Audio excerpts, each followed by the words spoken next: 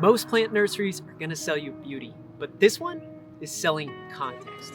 We're just outside Austin, Texas at Greensleeves Nursery, where much of what you're gonna see here was grown from seed collected across Central Texas. It's run by William Glenn, a lifelong gardener and musician who's redefining what Texas native plants can look like, not messy or wild, but intentional and full of life. Let's hear a little bit more from William and take a look around. My name is William Glenn. Everybody calls me Willie or Willie G. We are at Greensleeves Nursery in Pflugerville, Texas, just a little tad north of Austin, Texas. My mother was a rose gardener, and when I was a kid, she used to order from a catalog of Jackson and Perkins roses, and she would let me choose one a year. And so I would have a little rose that I would take care of, and she taught me certain things about, not watering the leaves and mulching, things that were important to their success. It planted the seed, pardon the pun, of liking plants and wanting to be somebody who considered themselves a gardener. What I would hope that people would take away from Greensleeves is noticing the plants that are here. It's adapted here, it's collected here, it does well here, it has a context here, it has an ecological context, and it can benefit more than just, an aesthetic.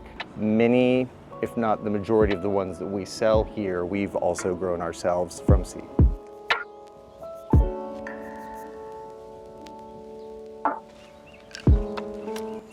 So we haven't been here that long, but we have started doing a few things like this little bed here is a little demonstration garden where we have Carex leavenworthii. We call that lawn sedge.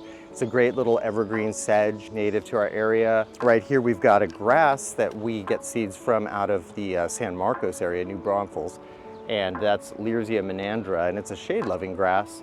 Really pretty. When it gets breeze going across it, and let's say you had 10 times as many, they're all going to dance in unison, and it's a really beautiful little natural choreography. Rough-leaf dogwood, catalpa, Gregg's mistflower over there. Yeah, just trying to show people what kind of mixtures and different plants than just maybe, I love Turk's cap, I really do, but sometimes people think that, oh, I'm in the shade, I have to use Turk's cap, or I have to use Salvia coccinea. No, there's all kinds of stuff, and we're trying to show people that.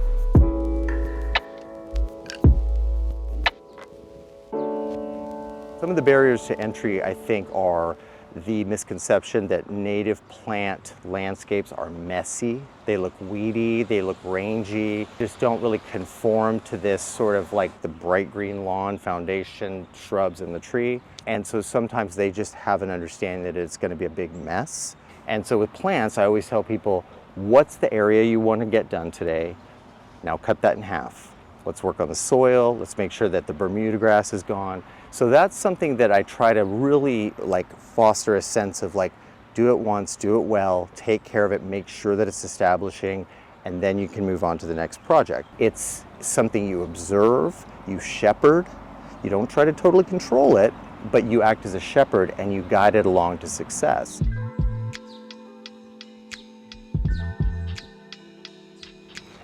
And over here, I really dig this garden. When we came, we moved things around a little bit. That fence line came over here. And so we just put a simple bench, this little water feature, and then plugged in kind of a mixture of things. The Turk's cap was there, but we popped in, this is the conoclinium, commonly called blue mistflower. This is the Gregg's mistflower.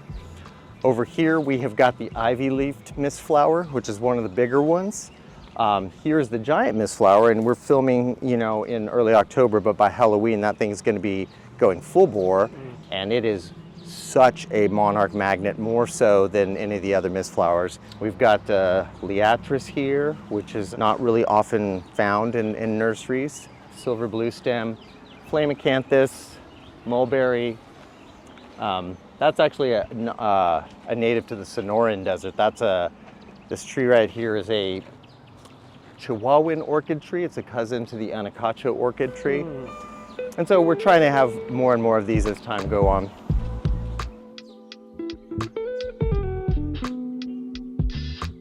This is a Scutellaria rhytii, the purple skullcap. And here are some of the goldenrods. This is the Solidago nemuralis.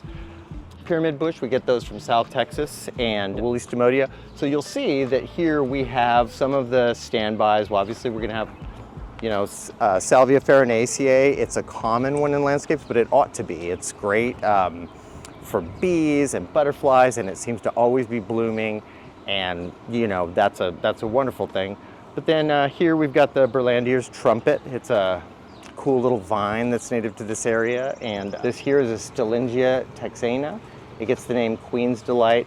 Just a kind of an oddball that we got from the Native Plant Rescue Project. They give us seeds and they give other people seeds too. They're a wonderful organization, and we're really proud to work with them to make sure that some of these plants that they're rescuing from sites that are destined for destruction, that at least the germplasm, the DNA, if you will, lives on. And so we can put it into people's yard, and then perhaps something will benefit from it down the line. Practically, how might you use something a little more rare like that? Well, first of all, what I would do is I would just look it up and see, you know, what the Wildflower Center says. Maybe some other people in the native plant world have used, or you can just see, like, in situ, how does it work? For example, we have something called a Texas skeleton plant, this Lygodesmia. And when you see this out, it gets these big long stems with the purple flower on the top of it, but you'll see it's surrounded by a lot of grasses and things. So in my mind, when I see a plant that's kind of in the middle of a big patch of grass, I think, okay, the grasses are real fibrous. This is kind of more of a bulb. It probably benefits from some of the capillary sort of action of when the water gets in, it's not staying wet. So sometimes you can intuit a little bit just by seeing where they grow naturally. But that's a, you know, great, you know, that plant has numerous benefits for wildlife and stuff. And here's a woolly ironweed. Looks kind of goofy in a nursery. A lot of the stuff does. You know, there's a reason that so many native plants don't make it into the nursery industry, because they're not the perfect little 1-to-1 ratio with the pot they're grown in. This one falls over the side, looks a little weird, but you get it in the ground in a hot, dry, chalky environment, especially if you plant it in fall where it has the winter to sort of acclimate, then that next year you're gonna have a real banger. I mean, real pretty ironweed, the kind of blue-purple blooms on that silver foliage, really stunning. So let's just say you have a landscape where you're trying to really emphasize purples and silvers. Get that with woolly stomodia, silver ponyfoot, maybe a Salvia azurea, which is a beautiful kind of blue, taller plant. And you can really hit that aesthetic and have all the benefits of the, you know, the wildlife that come with it and the low maintenance. Mm.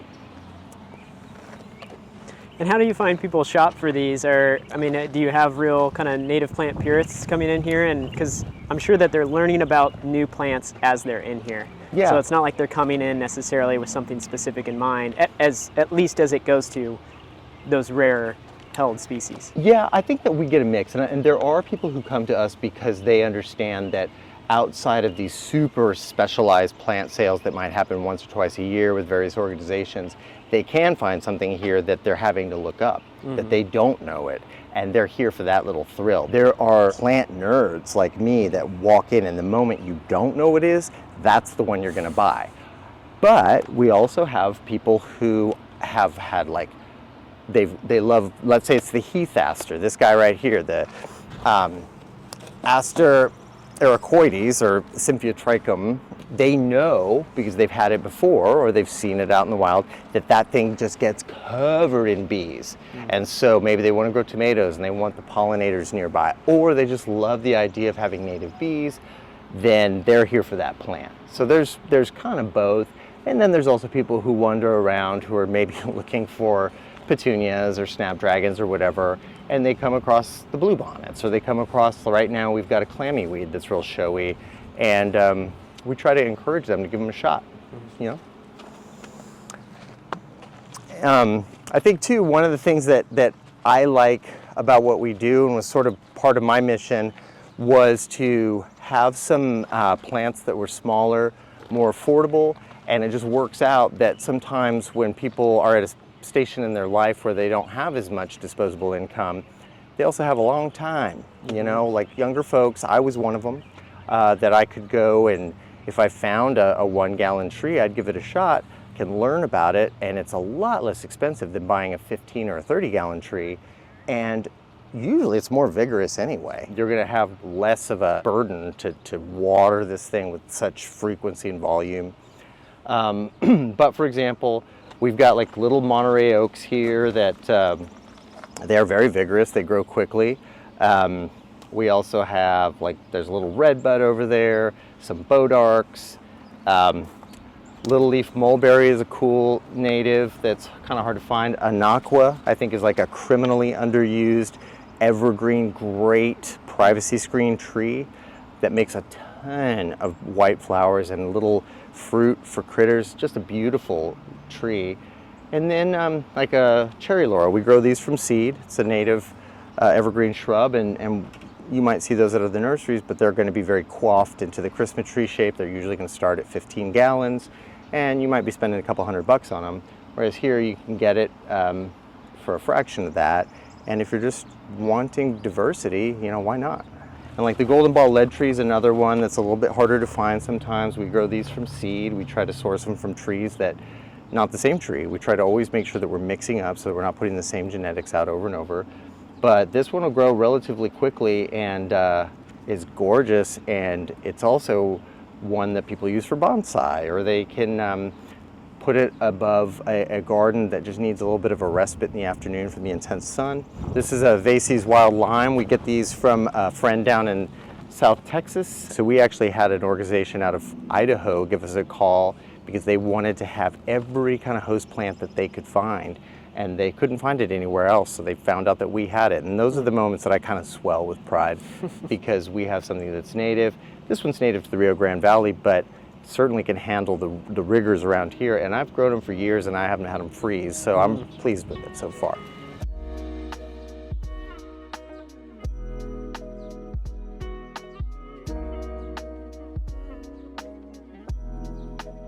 So we kind of divide things up with trying to have like the trees of the trees, shrubs of the shrub, perennials, etc.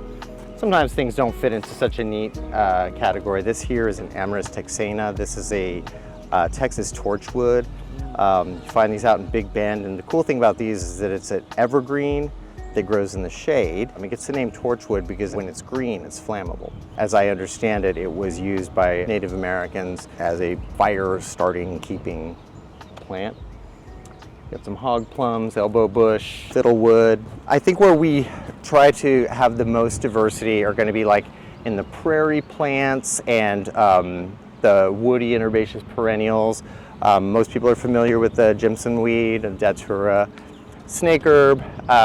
Over there we've got some, I've always called them clematis. I hear clematis a lot. I guess none of us really speak Latin, so who knows.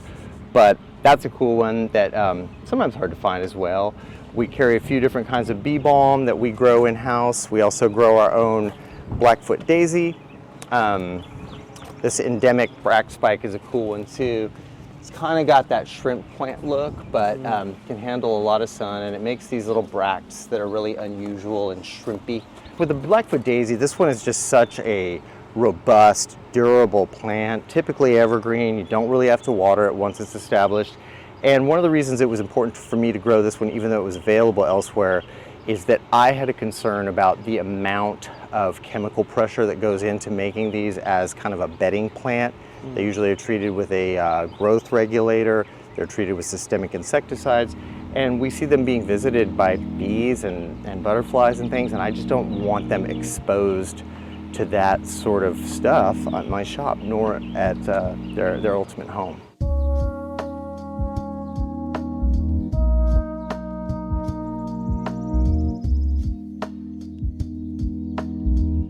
I really hope that buckwheats come on as a more common landscape plant. These are really beautiful. They just take a long time to sort of fill out, and sometimes we even have to take them up into like tall pots because the roots are so profound. But that's what makes them so resilient, is they've got these huge tap roots, and you'll see these out in the prairies, especially the untouched prairies, which there are fewer and fewer. But we got these from the Native Plant Rescue Project as well, grew them from seed. And yeah, it's one that's been really rewarding in the landscape, and I would love to see more of it out there, and there's going to be lots of those kinds of examples.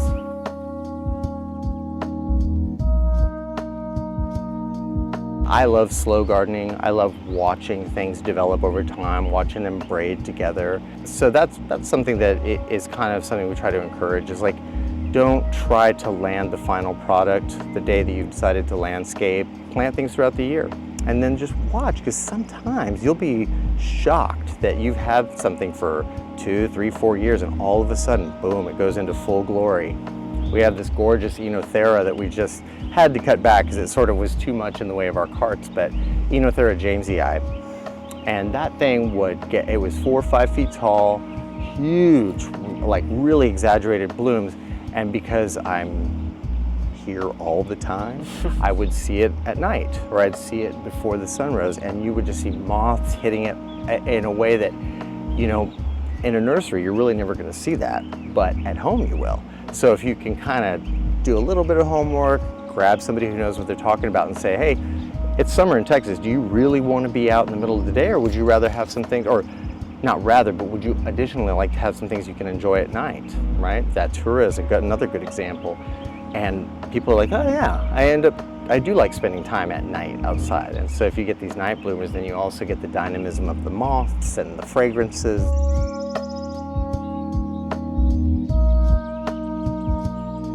Try to have things available to everybody. If they want something a little further on down the line that's got a little bit more stature to begin with, they can get that. But then there's also small varieties of these. So the mistflowers that we were talking about earlier, we've got even smaller versions of those on this kind of butterfly table that we have set up, or we have our milkweeds, a milkweed vine, the old standbys, the Gregg's mistflower, the white mistflower, but then you'll also see that we've got that same false bone set in 4-inch. Very affordable. On these small tables, almost everything there was grown at Green Sleeves Growers, which is us, but just at a different place where we have some greenhouses. The little court grasses over there are that thunder turf, that Native American seed. I love Native American seed. That's such a treasure for us, for this ecoregion, because there's lots of areas of the country that don't have a native seed source, particularly one that's so ethical, that's so established. You order, they get you your stuff quickly, it's fresh, it's dated, it's packed properly. And so we'll use those sometimes, just grow them out for months or a year or so and then sell them. But like that thunder turf is a great short grass that you could put in, and the curly mesquite will sort of go laterally, and the blue grama does a little bit of that too, as do the buffalo. But you can establish a little turf patch if you need just a break in the landscaping for your eye, or just a place that you want to walk barefoot. I think grasses are very overlooked as an essential part of the prairie ecosystem, which is often what people are trying to duplicate when they're into natives, is that sort of prairie, grassy, with these pops of color that come and go. It's a good idea to start some grasses from little starts like this, because it gives you a little bit of an anchoring. The roots will establish shallow and quickly, and they will create a perch for a lot of your wildflower seeds. So if you were to go scatter bluebonnets, you'll get some germination. Sometimes it's 2, 3, 4 years. They're hard to seed shell. But when you have them with the grasses, they're protected. They're going to be more stabilized. And so having just even a sort of an arbitrary or random scattering of the grasses, eventually they'll fill in, but you're also doing a lot of other things in starting off with some small grasses. You're creating a matrix, you're creating this net where other things can start to flourish. And not to mention that when it goes into its dormant season, or even in its growing season, there's going to be nesting material there. The granivorous birds are going to feed on some of those seeds. And you'll be doing the whole ecosystem a favor by putting those native appropriate ecotypes in the birds' bellies, or just in your landscape where they're going to spread. And plants are just miraculous things. If you think about I call them creatures. I think they're sort of sentient, and we can argue about that, but they can provide you hundreds, thousands, exponential versions of themselves that are a little bit improved maybe. They have their own little genetic exchange. So having mixed sources and having things like the grasses in the sun and maybe the sedges in the shade, you're getting that net-like benefit of the soil being stabilized for other things to really, establish well.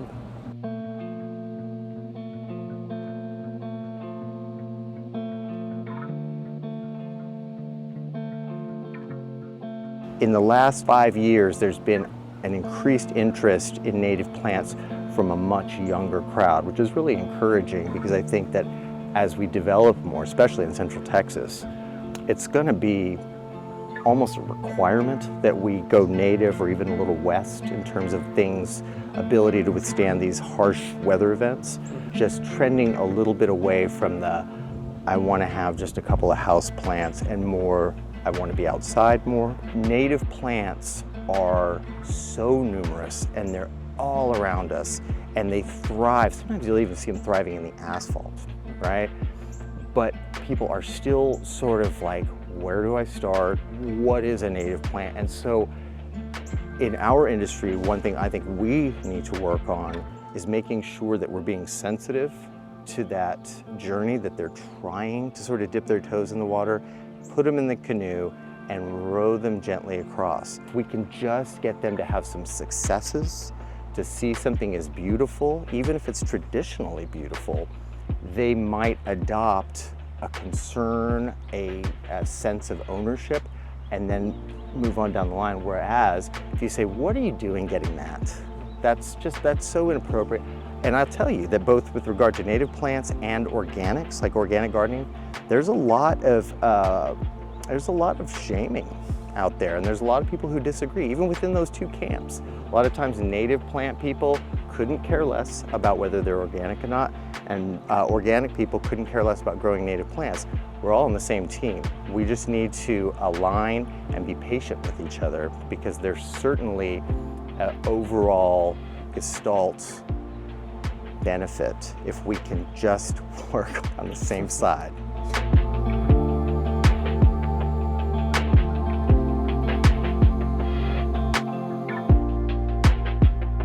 All right, y'all, I hope you enjoyed this tour of Greensleeves Nursery. There's definitely something special about a place like this where every plant has roots not just in soil, but in place.